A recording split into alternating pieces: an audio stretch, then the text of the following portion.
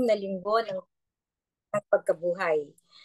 Okay, tatlong bagay po ang gusto kong i-highlight sa paglalahad ni Father Ado. Una, mahalaga na tuparin ang salita ng Diyos upang mananahan at manatili sa atin ang Diyos Ama at si Jesus. Pangalawa, ang Espiritu Santo ang ating gabay upang lalo nating maunawaan ang salita ng Diyos at maging matibay sa ating pananampalataya. Pangatlo, kapayapaan ang laging hatid sa atin ng Panginoon kung atin lang tutuparin at susundin ang kanyang banal na salita. Paano ba natin nakatitiyak o paano ba tayo nakatitiyak na nasa kalooban natin ang Diyos? Mahalaga na tuparin natin ang salita ng Diyos. Pero mahirap tuparin ang salita ng Diyos kung hindi tayo nakaugnay o wala tayong kaugnayan o relasyon sa salita ng Diyos at sa Ama. Mahalaga na ang ating ginagawa ay naaayon sa kanyang salita. Balikan natin mula sa Ebanghelyo ni San Mateo, chapters 5 to 7, na sa huling bahagi ay sinabi nito na sino mang sumusunod at gumagawa ng mga salita kong ito ay katulad ng isang tao na nagtayo ng bahay na bato. Na ang ibig sabihin, kahit anong dumating na bagyo o namang unos sa buhay, anumang krus o pagsubok, ay di magagapi dahil nanananahan ang Diyos Ama at Jesus sa atin. Kaya nga kung tayo ay nakikinig, tumutupad, sumusunod at isinasabuhay ang salita ng Diyos, ang mga salitang ito ay nagiging laman sa ating buhay at tayo ay nagtatayo ng bahay na bato. Yun ang nagpapatibay ng ating pananampalataya. Mahalaga na makipag-usap tayo sa Diyos araw-araw, makipag-ugnayan sa Kanya, makipag-komunikasyon, maging bukas araw-araw para makapagpatayo tayo ng bahay na bato na hindi mabubuwag. At isa pang bagay, bilang Kristiyano, ating ipaabot sa ibang tao ang salita ng Diyos na maging bukas palad tayo sa pagbabahagi ng kabutihan ng Diyos sa ating buhay, ipadama sa kanilang pagmamahal sa atin ng Diyos, Ama at ni Jesus. Parang lead by example, hindi lang sa salita, kundi sa gawa na rin. At para tulungan tayong di makalimot o makalimutan ang buting dulot ng salita ng Diyos, tayo ay biniyayaan ng tagapagtanggol. Siya ay ang Espiritu Santo upang ituro at ipaliwanag sa atin ang kahulugan ng salita ng Diyos. Nasa panig natin ito. Dahil may kalaban tayong nag-aakusa. Siya ang diablong kaaway natin. Siya ay ilusyon dahil kinakadena tayo ng ating nakaraan o sa ating nakaraan na kaya niyang halungkatin, iparamdam ang ating mga pagkakamali. Ngunit dapat nating tandaan na kung anuman ang napatawad na ng Panginoon sa nakaraan natin ay burado na. Sa mata ng Diyos, tayo ay bagong tao at nakatuon ng Diyos sa kung ano ang gusto niyang gawin sa atin ngayon. Kaya kung walang Espiritu Santo na nagpapaliwanag sa atin, tayo ay manghihina. Ngunit walang magagawa ang Espiritu Santo kung hindi tayo nakikinig at tumutupad sa salita ng Diyos. Kailangan nating makipagtulungan dahil doon kikilos ang Espiritu Santo para sa atin.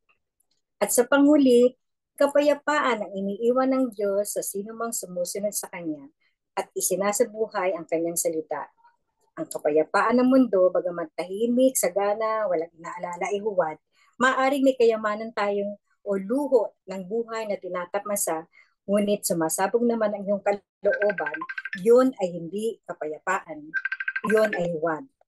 Ang kapayapaan na galing sa Panginoon, ang tunay na kapayapaan.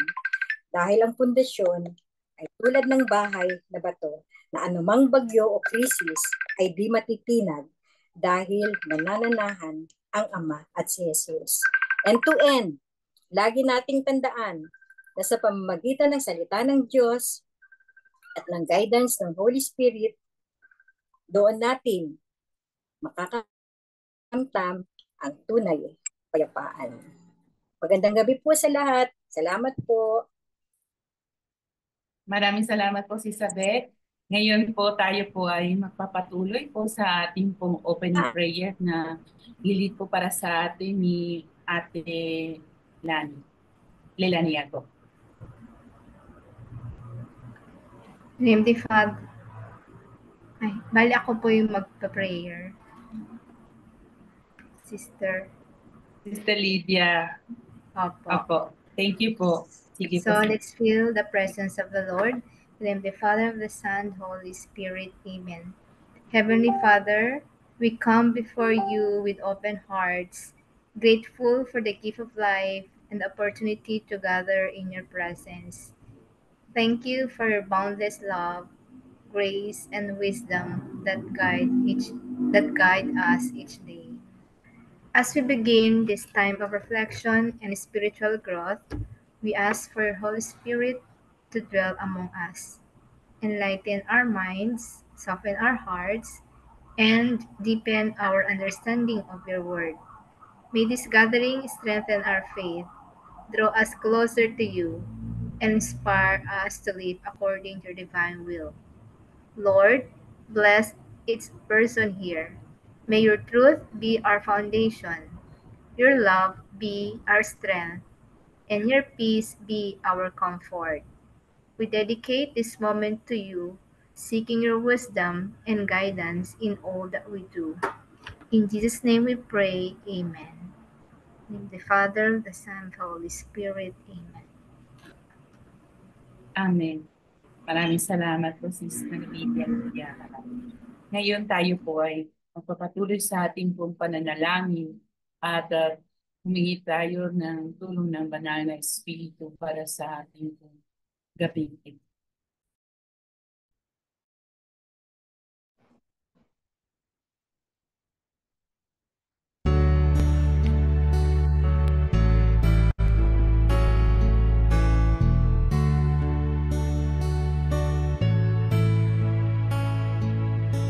Halina, Espiritu Santo, kinakailangan kita.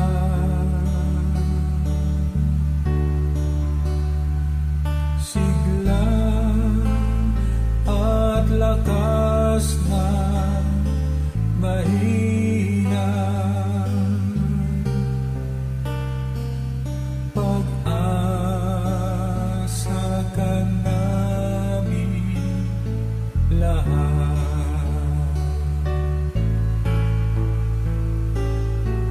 Halina, Espiritu Santo, kinakailangan kita.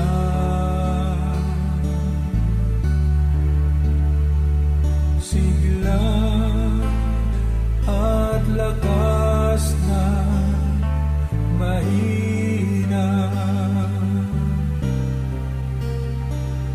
pag-asa ka namin lahat.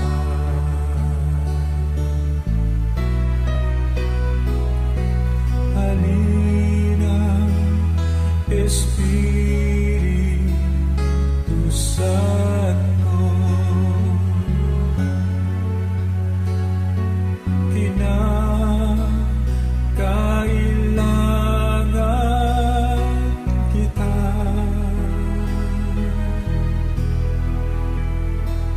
Sigla at lakas na mahina,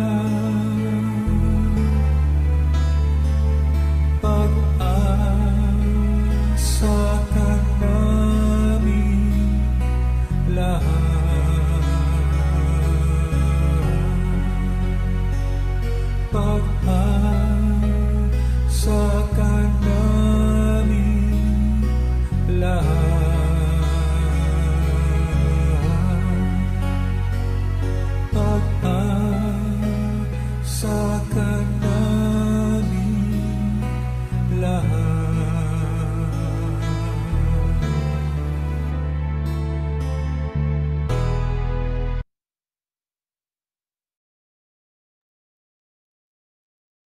Ating pakinggan ng Ebanghelyo sa darating po na linggo. At ang babasahin po para sa atin ay si Sis Estela Apio. Ang mabuting balita ng Panginoon ayon kay San Lucas.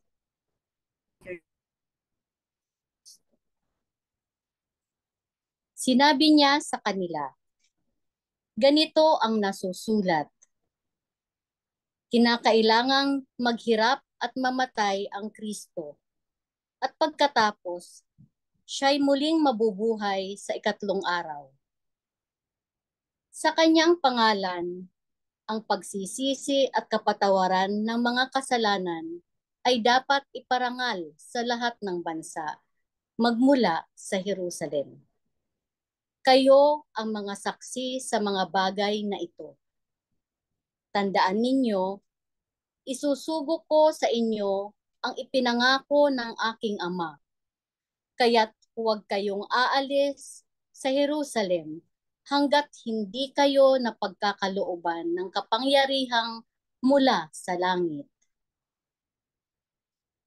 Pagkatapos ng mga ito, sila'y isinama ni Jesus sa labas ng lungsod. Pagdating sa Betania, itinaas niya ang kanyang mga kamay at sila'y binasbasan. Habang iginagawad niya ito, siya na may lumalayo paakyat sa langit. Siya'y sinamba nila at pagkatapos ay masayang-masaya silang bumalik sa Jerusalem. Palagi silang nasa templo at dooy nagpupuri sa Diyos. Ang mabuting balita ng Panginoon. Salamat sa Diyos. Pinupuri ka namin. Pinupuri ka namin, Panginoong Hesukristo. Ngayon tayo po ay magpapatuloy sa ating pong panalangin at pagninilay sa pamamagitan ng isang awit.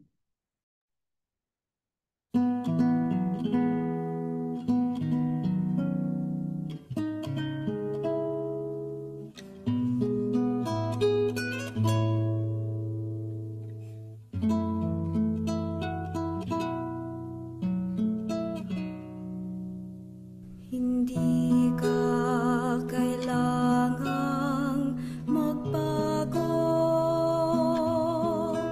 kahit ito'y mas ibig ko. Hindi ka kailangang magsikap ng husto upang ika'y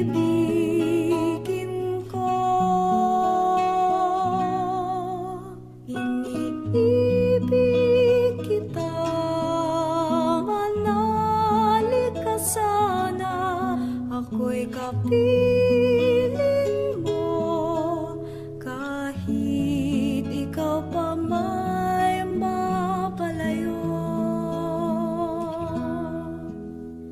Kailan magwawakas ang iyong pagtatago? Ako'y naghihintay sa'yo.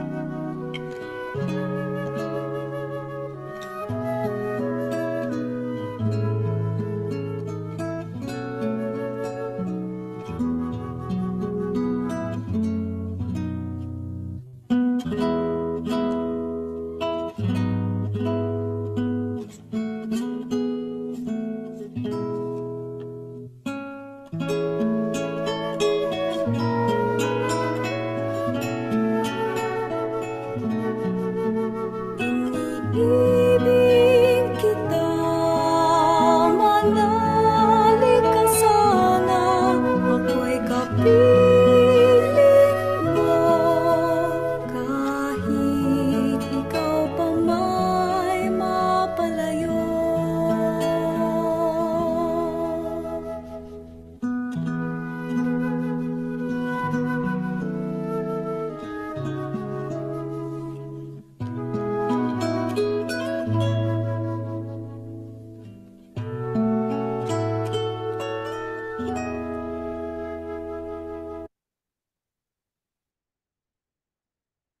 Ngayon, tayo po ay makikinig po sa ating pong unang share na kung saan po ay si Sister Helen Platter. Please me po, Sister Helen. Muted pa po kayo, sis.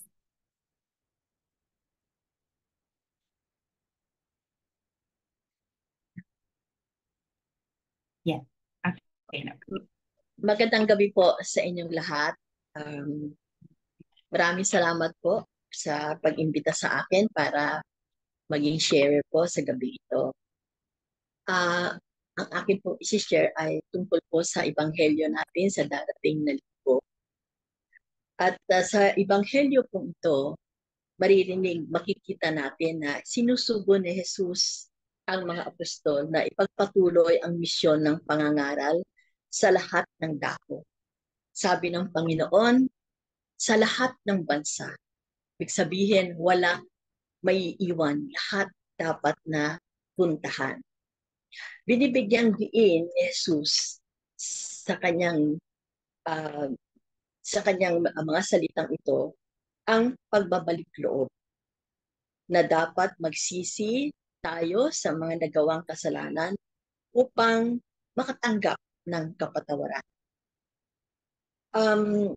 Dapat sa misyong ito, yun parang sinasabi ng Panginoon na sa misyong ito ay magsimula tayo sa ating mga sarili. Kung tayo ay tunay na kinikilala ang ating mga sarili na sugo ng Panginoon. Kung kinikilala natin ang ating mga sarili na alagad ng Panginoon. Kasi hindi madaling sabihin na nagsisisi ka, pero mapagmataas ka pa rin. Hindi rin madaling sabihin na nagpatawad ka, pero may galit pa rin sa iyong puso.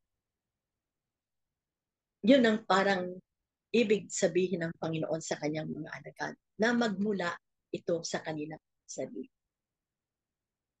Tinukoy din ni Jesus ang pagsaksi ng mga alagad sa naging buhay niya, lalo't higit sa naging hirap, kamatayan, at muli niyang pagkabuhay. Ito at ang lahat ng katuruan na narinig nila mula sa Kanya ay dapat na baon nila sa kanilang pagmimisyon. Dapat na itong mga katuruan na ito na narinig nila sa Panginoon ay gamitin nila bilang pagpapatotoo sa kadakilaan ng pagmamahal ng Diyos. Sinabi rin na sa ebanghelyong ito na sila ay dapat manatili sa lungsod hanggang hindi pa sila nakatatanggap ng kapangyarihan sa Ama. At dahil hindi pa sila maaring magsimula sa kanilang misyon, parang ang pinahihiwatig dito ng Panginoon ay dapat na sila ay magpalakas ng kanilang samahan. Dapat na pasiglahin nila ang kanilang samahan bilang mga alagad ng Panginoon na isinusugo para magmisyon. Paano nila gagawin ito? Dapat na sila ay patuloy na mag-aral ng mga katuruang iniwan sa kanila ng Panginoon. Dapat na sila ay laging manalangin. Yun ang ibig na ipahiwatig ng Panginoon. Sa pagpapalakas ng kanilang samahan, dapat na sila ay laging sama-samang nananalangin, sama-samang nag-aaral ng mga katuruang narinig nila sa Panginoon. Sa bandang Sa verse 49, sinabi niya na susuguin ko sa inyo ang ipinangako ng aking ama, kaya't huwag kayong aalis sa lungsod hanggang hindi kayo napagkakalooban ng kapangyarihan mula sa itaas.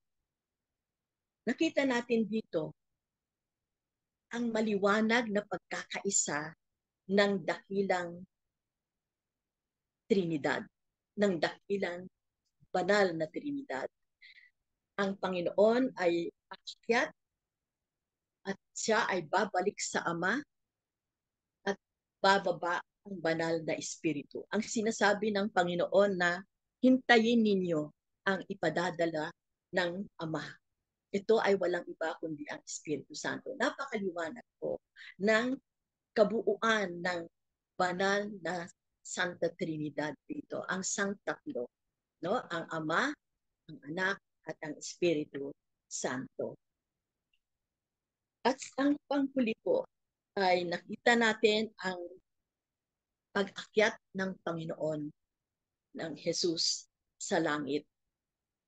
Ang pag-akyat na ito na po ang huling pagpapakita ng Panginoon sa kanyang mga alagad.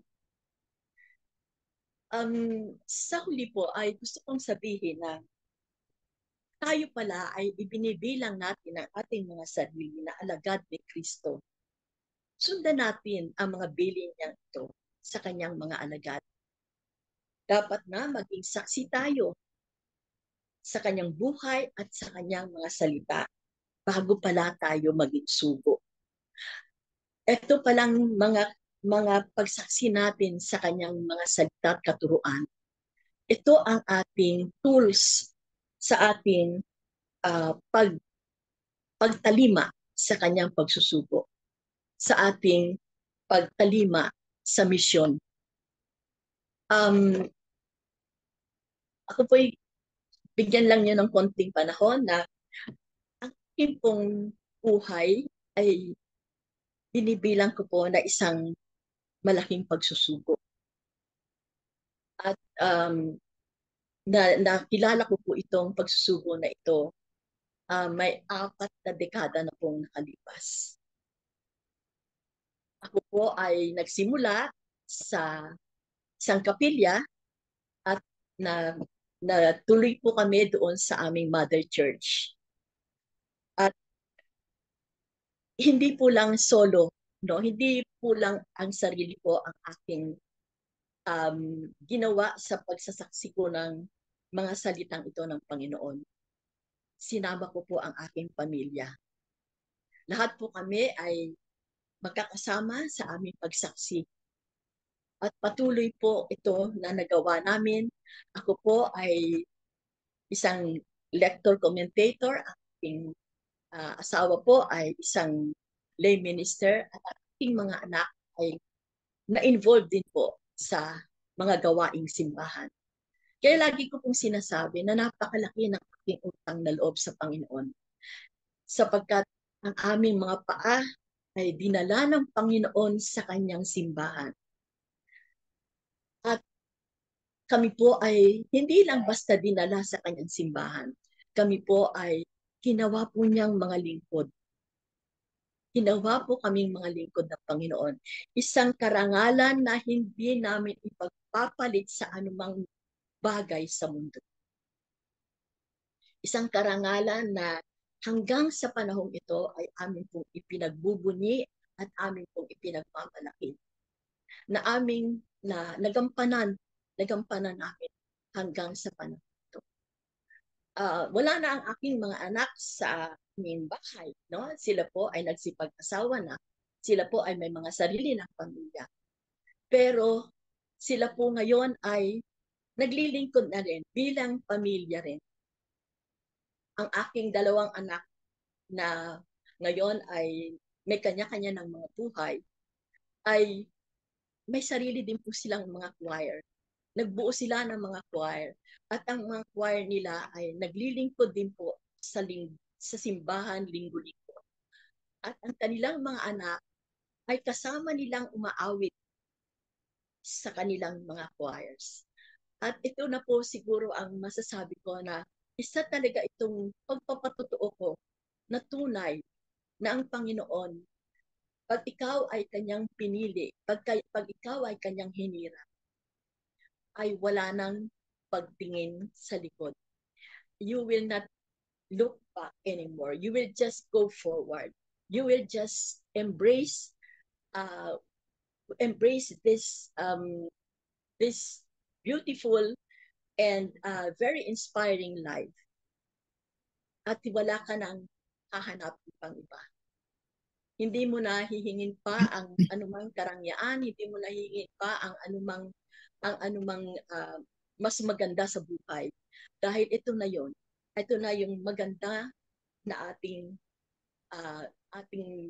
buhay na ating tatahakin kasama ng ating mga mahal sa buhay.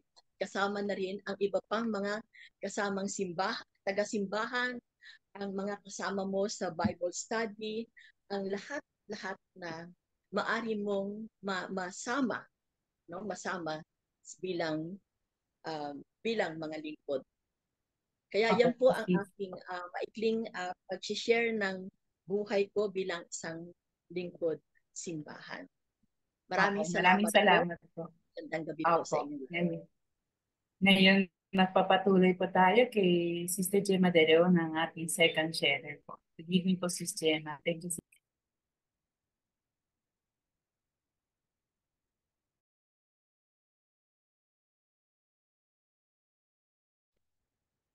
Hello po, good evening. Good evening po. Hello po, good evening. Quick sharing lang po, mga brother and sister. Again, I would like to say thank you po for giving me the opportunity to just share my blessings na natanggap ko po.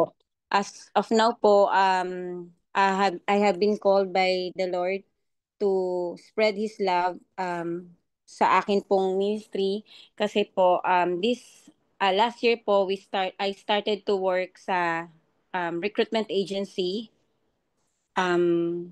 to help the Filipino na mga wala pong mga trabaho para po magtrabaho sa ibang bansa.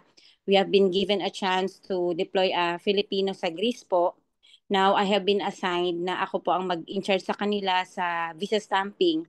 So I don't know why I started this thing na every time po na I'm going to gather them for a visa interview, tinatawag ko po talaga silang lahat just to offer a prayer po. Kasi po, yun po yung pinaka-critical stage sa kanila na kapag po hindi po na-approve ang kanilang mga visa, yung pangarap po nila para po sa kanilang pamilya ng pagtrabaho sa ibang bansa, para matulungan ang kanilang mga pamilya at matupad ang kanilang mga pangarap, ay hindi po matutuloy. So, I don't know, I think it was the Holy Spirit who guided me na every time, lahat po sila, nakapag-deploy na po kami ng almost 1,000 overseas workers po sa Greece. Lahat po yun dumaan sa akin at dinadasalan ko po sila palagi. And I'm so blessed kasi po, alam naman po natin na hindi po lahat ng karamihan ng mga Pilipino ay hindi po, may ibang mga, lalo na po sa lalaki, may iba po na hindi madasalin. Pero alam niyo po yung pakiramdam na pag tinawag ko po sila, kahit po nasa parking area kami, kahit po nasa labas kami, basta po bago po sila umakyat, pinagdadasal ko po sila.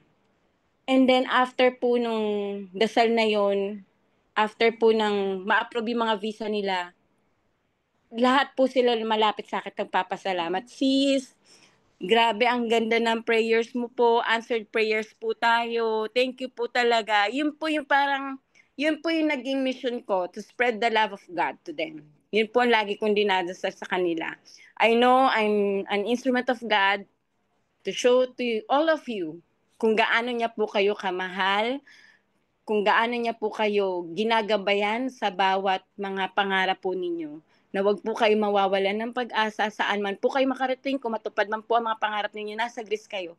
Ang tangi ko lang pong hinihiling sa inyo, ipagpatuloy nyo pong ipangalap kung gaano po kung gaano po pinaramdam sa inyo ng Panginoon yung pagmamahal. Yung oportunidad na makapagtrabaho kayo sa ibang bansa para po matulungan ang inyong pamilya. And then, there were times also po na may isang tao na paalis na siya, biglang nag-message sa akin kung ano po yung exact na dinasal ko nung time na dinasasalan ko sila. Yun po yung sinabi niya sa akin, sis, hahawakan ko po itong sinabi ninyo sa akin na just pray, hope, and trust because God will make a way na lahat na anumang pagsubok na aming tatahakin sa aming pupuntahan, nandyan po ang Panginoon para gabayan kami at yakapin sa tuwing nangungilila kami sa aming mga pamilya. Yun lang po at maraming salamat po.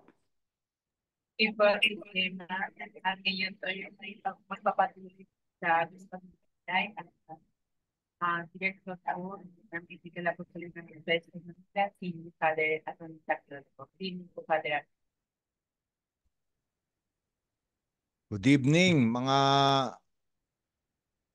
Bible Apostles, Bible Coordinator. Salamat sa parish no, nag-host sa atin ng St. Vincent de Paul no, sa magagandang sharing at summary. No? At sa kanilang pagbibigay ng oras no, para paglingkuran natin ang salita ng Diyos. At alam naman natin ang salita ng Diyos ay ang Panginoong Hesukristo, salita ng Diyos na naging laman. No? At itong ebanghelyo natin ngayon ay napakaganda sapagkat ito yung ebanghelyo sa ikapitong linggo ng Pasko ng Pagkabuhay na pag-akyat din ng Panginoon sa langit, no? Yung Solemnity of the Ascension, kaya ito yung binasa natin. At pagkatapos noon, sa isang linggo naman ay darating na yung huling linggo no, ng Pasko ng Pagkabuhay. Ito na yung Pentecostes, yung pagdating ng Espiritu Santo. Kaya nga makikita natin dito sa ebanghelyong ito, narito itong mga mahalagang pagdiriwang no, na ating ginagawa netong mga araw na ito. No? Unang-una, yung sinabi ni Jesucristo, yung nasusulat na ang Kristo ay kailangang magdusa, no? Kailangang maghirap, mamatay, at pagkatapos ay muling mabuhay sa ikatlong araw. No? Ang pinapatungkulan dito ay yung Paskwa, no? Yung Passover, yung muling pagkabuhay. At pagkatapos naman, sinabi niya na huwag kayong aalis sa Jerusalem hanggat hindi dumarating yung ipinangako ko sa inyo, ipinangako ng Ama. Ito naman yung Pentecostes, no? Pagdating ng Espiritu Santo. At pagkatapos nun, umakyat na ang Panginoon sa langit at ito na yung ascension. No? Kaya nga nakapaloob dito itong mga araw, no? 50 araw na pinagdiriwang natin ng panahon ng Pasko ng Pagkabuhay. No? Ngunit mahalaga yung sinabi rito ng Panginoon. Ano ba ang dahilan bakit kailangan niya maghirap, mamatay at muling mabuhay? Para raw magkaroon ng pagkakataon, tayong lahat, ang buong sangkatauhan na magsisi, no? To repent, no? At magbalik loob. No? Iiwan ang ating mga kasalanan. Ayun yung tanging dahilan kaya naparito ang Panginoon para bigyan tayo ng pagkakataong magsisi at mapalaya tayo sa ating mga kasalanan. Ngayon, ano ba ang kasalanan? Ang kasalanan sa Hebreo ito yung hata, no? Sa Grego naman ito yung hamartia. Pag tinignan natin sa dictionary yung meaning nitong hamartia, ang literal na kahulugan niya is that you miss the point, no? Para bang meron kang arrow and then may inaaro kang bullseye pero hindi mo tinamaan yung bullseye. O meron kang tinutumbok at hindi mo natumbok yung dapat tumbukin, no? Parang sumablay. Ito talaga yung literal na kahulugan ng kasalanan, no, sa Biblia. No, pwede nating sabihin na merong direksyon na dapat puntahan pero napunta sa ibang direksyon. Ito yung hamartiya, no?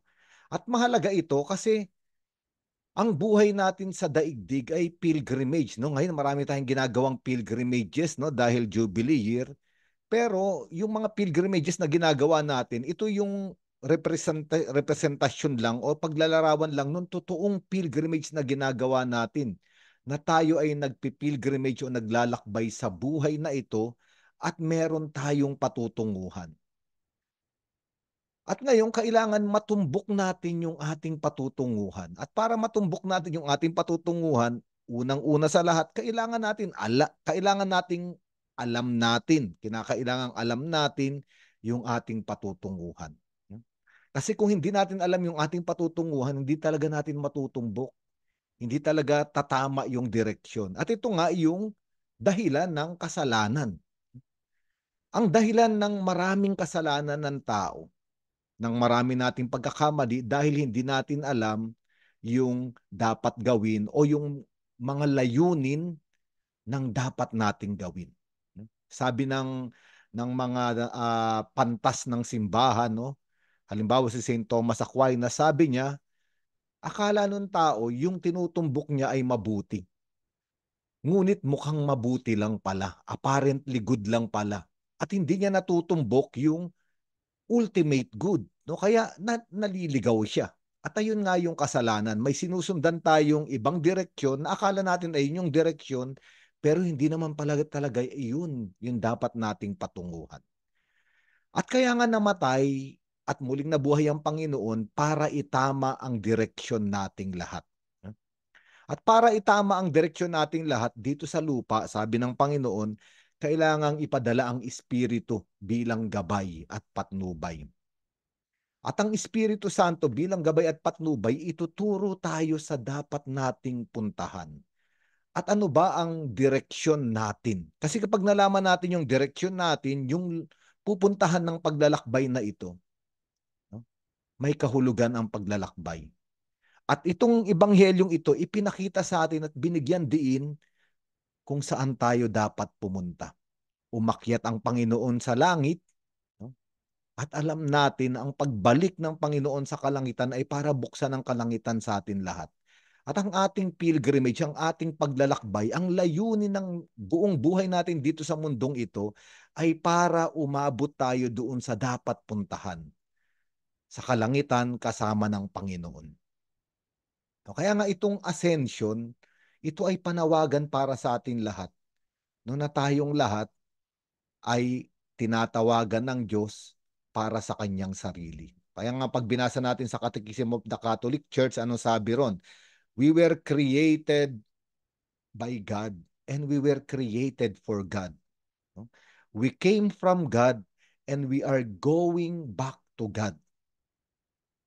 At ito yung paglalakbay natin. Kaya kung iisipin natin, napakaganda pala no, itong paglalakbay natin dito sa mundong ito ay parang daan lamang para makamit natin yung totoong pupuntahan. At ito ang langit. Ngayon, ang panganib, kapag hindi natin alam kung saan tayo talaga pupunta, na tayo pala ay para sa kalangitan, kung iisipin mo, sayang yung ating mga hakbang. Ang isang taong, minsan nga napapansin ko to, minsan sumasakay ako ng jeep Sumasakay ako ng jeep sa Quezon City, doon sa Quezon Avenue. Makikita mo lahat ng sumasakay ng jeep doon, meron silang very focus sila kasi alam nila kung saan sila sumakay, alam nila kung saan sila bababa. Ngayon kung isipin natin may isang taong sumakay doon na hindi niya alam kung saan siya bababa, kung saan siya pupunta, di ba? Siya lang yung naglalakbay doon sa loob ng jeep na walang pupuntahan. Sa madaling salita, lahat ay may pupuntahan. Lahat ng tao sa loob ng jeep, may kahulugan yung paglalakbay nila. Yung tao na hindi alam kung saan pupunta, walang kahulugan yung kanyang paglalakbay. At ayun nga ang panganib sa tao. Kapag nawala sa pananaw o sa bisyon ng tao na tayo ay papunta sa langit, ang panganib ay walang kahulugan ang paglalakbay. Meron akong kabarkada. Kasama rin ako dito nung bata ako, teenager ako, no? Maaga akong gumigising kasi mga kabarkada ko, kaibigan ko maagang gumigising, maliligo, mag-aayos ng damit, no? Poporma. Tapos lalabas kami ng bahay, magkikita-kita kami sa labas sa kalsada. Wala naman kaming pupuntahan. Nakaporma lang kami, nakabihis, wala naman kami pupuntahan. Paikot-ikot lang kami buong maghapon doon sa kalsada. Anong nangyari? Nasayang yung buong araw, walang nangyari, umuwi pa kaming pagod, napagalitan pa ng mga magulang. Ayun yung halimbawa, mga kapatid, nung isang taong walang pupuntahan. Pero itong ebanghelyong ito, sinasabi sa atin lahat, meron kayong pupuntahan. Meron tayong pupuntahan. Pangalawang bagay na gusto kong bigyan diin. Maraming tao ang iniisip na sana ay maabot na nila ang lahat dito sa daigdig. No, ang rurok ng kanilang pangarap, ang rurok ng tagumpay, no, ang pagtatanyag ng pangalan, no, yung kapayapaan, kaligayahan ay makamit na dito sa mundo. Kaya maraming tao ang bigo. Maraming tao ang nadidepress kasi hindi mangyayari dito sa daigdig yun. May makakamit kang isang tagumpay, pero pagkatapos nun mawawala agad. Kailangan mo na naman maghabol ng ibang tagumpay. At kapag hindi ito naunawaan ng tao, aakalain ng tao na siya ay kulang, para bang aalis siya rito sa mundo na wala siyang nagawa, bigo at kulang. Ngunit kung maunawaan natin itong ibanghelyong ito, na tayong lahat ay papunta sa langit at doon tayo makukumpleto at magaganap, matatanggap natin na dito sa daigdig ay talagang kulang tayo. We are an incomplete symphony. Kailangan natin matanggap yun. Kaya nga ang konsolasyon, di ba, para bang sa buhay natin dito sa mundo, parang ginawa na natin ng lahat, pero parang kulang pa rin, wala pa rin nangyayari. Mabuti po iyon. Okay lang yun. Para ating maisip na ang kakumpletuhan o ang kaganapan, ang pupuno sa atin ay kapag nakapunta na tayo doon sa kalangitan na inihahanda ng Panginoon para sa atin. No? Kaya nga mga Bible apostles, Bible coordinators, mga kapatid nating nagninilay ng salita ng Diyos ngayon, no? No, wag kayong mabahala, wag tayong mabahala. Di man minsan iniisip natin matanda na ako, senior na ako, may sakit na ako, pero parang wala pa akong nagagawa, hindi katulad nung iba na marami nang naabot. Wag po nating isipin 'yun. Matatapos at matatapos ang buhay natin dito sa daigdig na may kulang. Bakit? Kasi ang totoong kaganapan ay makakamtan natin doon sa kalangitan na inihahanda ng Panginoon. Ito ang isang kapangyarihan ng pagdiriwang ng pag-akyat ng Panginoon sa langit. Huling bagay na gusto ko sanang bigyan diin, mabuti at may kalangitan. No? Kaya nga itong ebanghelyong ito ay napakaganda. Mabuti at may kalangitan. Kasi isipin natin mga Bible apostles sa mga kapatid, kung walang kalangitan, wala ring impyerno pagkatapos ng buhay at paglalakbay sa daigdig na ito. Isa lang ang ibig sabihin nun. No? Wala ring masama at mabuti. Walang mali at tama. Ibig sabihin, walang konsekwensya kung anuman ang ikilos at gawin ng tao. Kasi walang pakialam ang tao, no? Kung may langit o may impyerno. Kaya nga, ba't ka pa mag-iingat na huwag makagawa ng mali kung wala namang impyerno at kung wala namang langit? Bakit mo ipagtatanggol ang iyong pananampalataya? Ba't hindi ka na lang sumama ron sa mga nag-i-enjoy lang sa labas kung walang impyerno, kung walang langit? O yung isang asawa, bakit siya kailangan maging tapat sa kanyang asawa at mga anak at hindi magtaksil na ginagawa ng marami? Kung walang langit at walang impyerno, pwedeng gawin ng lahat. Pero salamat at may langit. Kaya humingi tayo ng tulong sa Diyos para sa daigdig na ito, sa paglalakbay na ito, ang mga hakbang na gagawin natin ay mabuti, banal, malinis at ayon sa kalooban ng Diyos. Kasi gusto nating tumbukin yung dapat tumbukin. Puntahan yung direksyon na dapat puntahan. Makarating sa kalangitan. Upang hindi tayo madagit o mailigaw ng hamartiya, yung kasalanan, no, na iba ang pinupuntahan. Mabuti at may langit. No, biruin nyo, kung walang langit, walang impyerno, ba't pa tayo nagbabay Biblical Spirituality Weekly? No, nakakapagod lang, di ba? Yung iba nakakapagod nga, tinatamad na yung iba. Ba't pa tayo nagma-monthly formation, di ba? Gumagastos pa tayo, namamasahe pa tayo.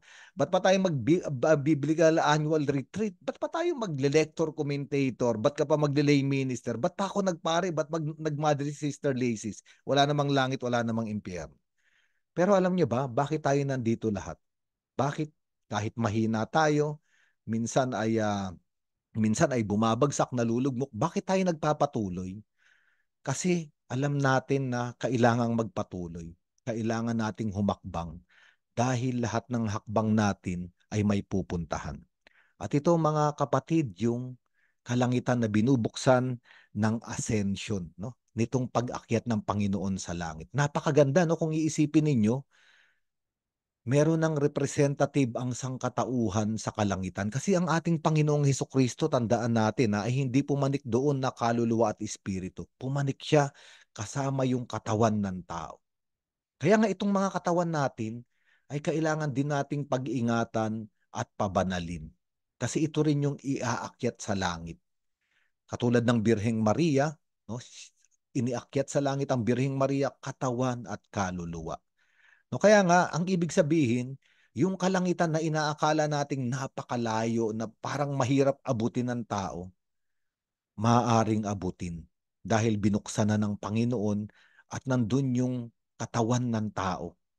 Dahil dala ng ating Panginoon yung kanyang katawan. No? Kaya nga, napakaganda pagnilayan ito, no? Na biruin mo, bawat hakbang na gagawin natin simula sa gabing ito at sa mga natitirang panahon ng ating buhay, ay mga hakbang na may kahulugan o kabuluhan. Every step that we will take after this has a meaning because there is a purpose, a direction. Kaya nga bukas gigising tayo, magdadasal tayo, magbabasa tayo ng Biblia, maglilingkod tayo sa simbahan. Mga hakbang na may kahulugan dahil may patutunguhan. At ayun ang napakaganda. Hindi tayo naliligaw, wala tayo sa hamartiya, sa kasalanan na hindi tinatamaan yung dapat tamaan. No, dahil tayo ay tinutulungan ng ating Panginoon, kaya nga sa susunod na linggo, pagdiriwang natin yung pagdating ng Espiritu Santo. Kasi ang nagbibigay sa ating inspirasyon para maglakbay, pabalik sa ating patutunguhan sa kalangitan kung saan tayo hinihintay ng Panginoon ay ang Espiritu Santo. No, kaya pag nilaya natin sa susunod na linggo, mga Bible Apostles Coordinators, yung Pentecost, no? Tapusin na natin dito at itaas natin ang ating mga panalangin.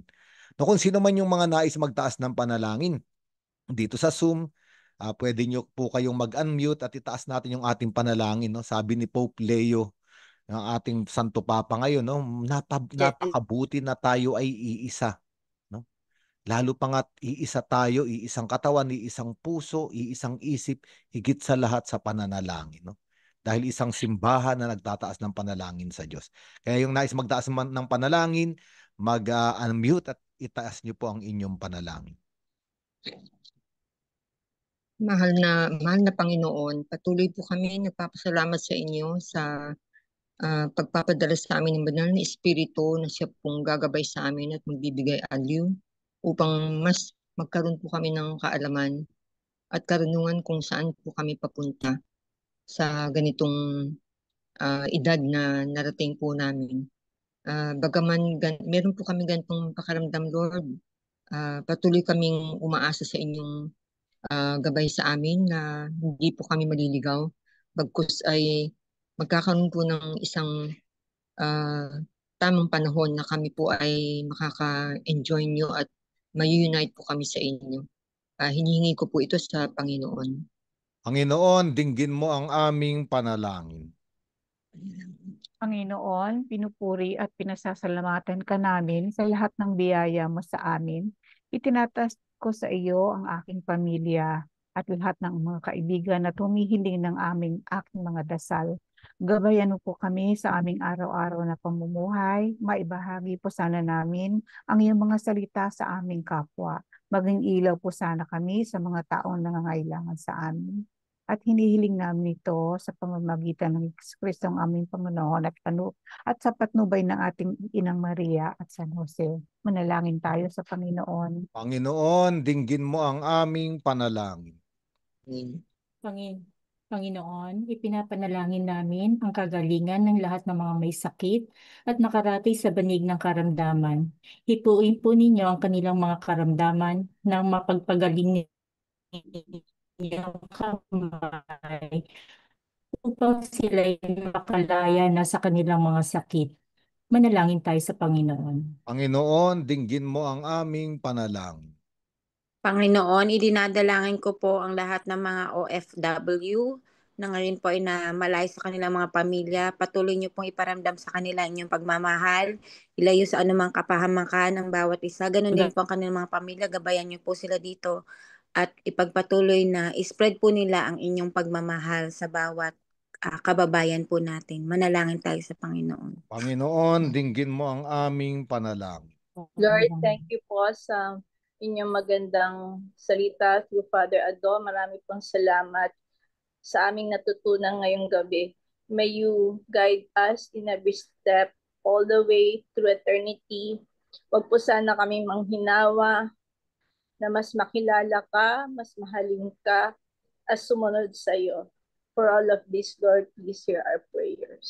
Lord, hear our prayers.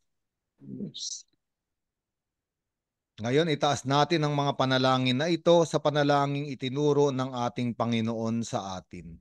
Ama namin, sumasalangit ka, sambahin ang ngalan mo. Mapasa amin ang kaharian mo, sundin ang loob mo dito sa lupa para nang sa langit.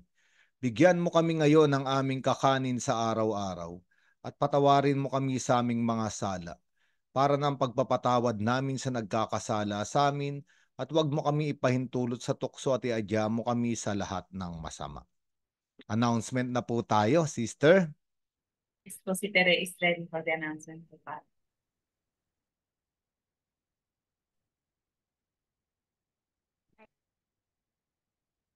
Naririnig niyo po ba ako? Ayan. Okay po. Naririnig po ako. Sorry, pwede ko po maano.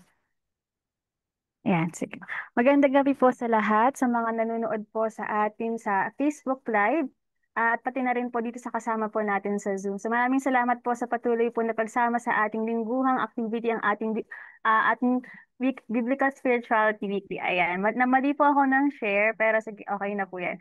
Iniimbitahan po ang lahat, ang mga kasama po sa ating ministry, pati na rin po ang patuloy po na sumusubaybay po sa atin, sa ating Facebook page po. Iniimbitahan po namin kayo sa aming annual biblical retreat na gaganapin po sa August 29 to 31 sa St. Michael Retreat House sa Antipolo. So maaari po na lahat po kayo ay makasama po namin, yung mga nakasama po namin last year at yung mga bagong miyembro po ng ating ministry ngayong taon na ito. Maghanda na lamang po tayo. Pag-ipunan po natin ang ating registration fee na 3,000 pesos. Na magsisilbing para po sa ating accommodation and sa araw po na yon, sa mga araw po na iyon. So sabi po ni Father Ado ng mga nakaraang linggo, ang ating mga speakers po para po sa retreat na ito ay mga bigatin pero mga humble po na ating mga pastor sa ating simbahan, sa si Cardinal Chito Tagle. So nawa po makapag-confirm na po kayo sa inyong mga coordinators kung sino po yung mga interested na sasama dahil kung mas maaga po na makapag-confirm po kayo, mas magiging madali po sa amin ang pag-coordinate po sa administration po ng Retreat House sa St. Michael.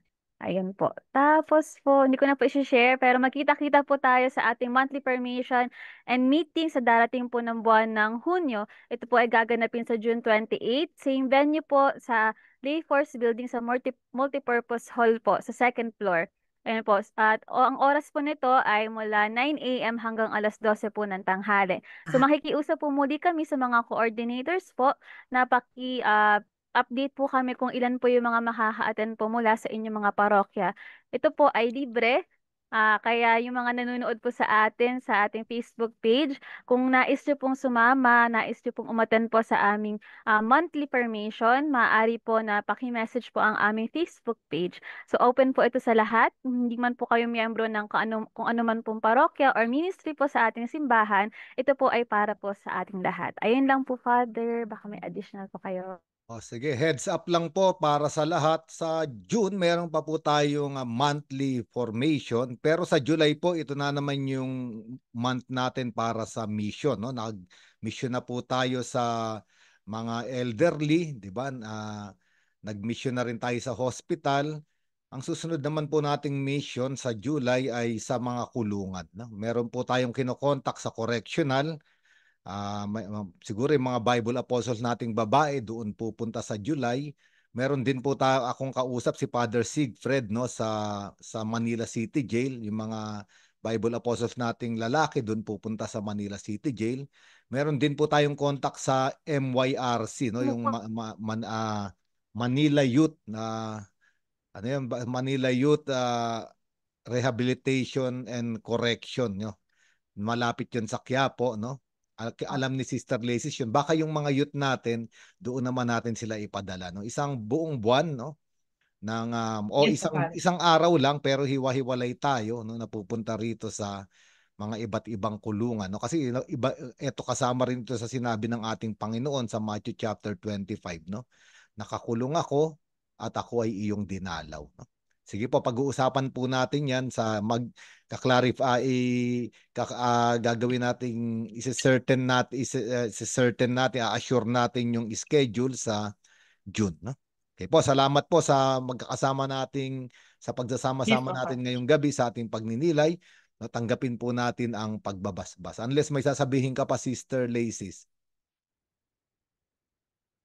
Sister, wala naman po, Pastor. Sige, sumain nyo ang Panginoon. Pagpalain kayong lahat, gayon din ang inyong mga pinakamamahal sa buhay ng ating makapangyarihang Diyos, Ama, at Anak, at Espiritu Santo. Amen. Umayo kayong taglay ang kapayapaan ng ating Panginoong Hesukristo. Salamat sa Diyos. Salamat sa inyong lahat. Good evening. Good evening, Padre. Good Father. Thank you po. Salamat po. Thank you po. Salamat po sa San Vicente de Paul. Salamat din po. God bless you, everyone here. Opo. Bye-bye. See you next week. See you next week.